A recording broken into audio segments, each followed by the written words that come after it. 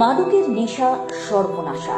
এই নেশার তাড়নায় বা অনেক সময় নেশার যোগান দিতে মাদকাসক্তরা হিতাহিত জ্ঞান শূন্য হয়ে চুরি, ছিনতাই ও সেই সঙ্গে বিভিন্ন অসামাজিক কাজকর্মেও লিপ্ত হয়।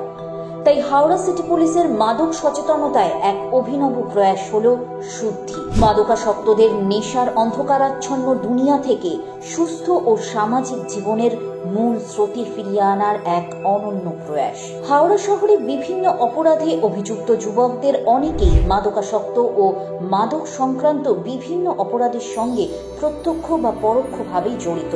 নেশায় আচ্ছন্ন হয়ে যাওয়ার পর সেখান থেকে নিজেকে নেশামুক্ত করে বেরিয়ে আসা একটা সময়ের পর প্রায় কঠিন হয়ে পড়ে।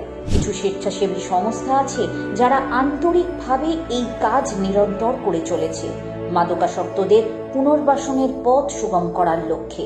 সম্প্রতি এই শুদ্ধি প্রকল্পের মাধ্যমে বিশ্ব মাদক বিরোধী দিবসে 11 জন মাদকাসক্ত যুবককে চিহ্নিত করে তাদের পরিবারের সম্মতিতে জেনেসিস ফাউন্ডেশনে পাঠানো হয়।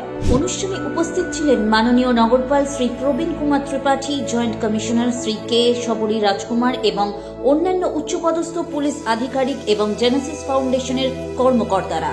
নেশামুক্ত সমাজ গড়ে তুলতে হাওড়া সিটি পুলিশের এই উদ্যোগ সত্যি প্রশংসনীয়। বিভিন্ন সময়ে সামাজিক অবক্ষয় রোধ করে মানবিকতার হাত বাড়িয়ে দিতে সদা তৎপর পশ্চিমবঙ্গ পুলিশ প্রশাসন। চোখে থাকুন, দেখতে থাকুন friends of West Bengal police, মানুষের পাশে বিশ্বাসী। চ্যানেলটি নিয়মিত দেখতে হলে অবশ্যই লাইক, শেয়ার এবং সাবস্ক্রাইব করতে ভুলবেন না।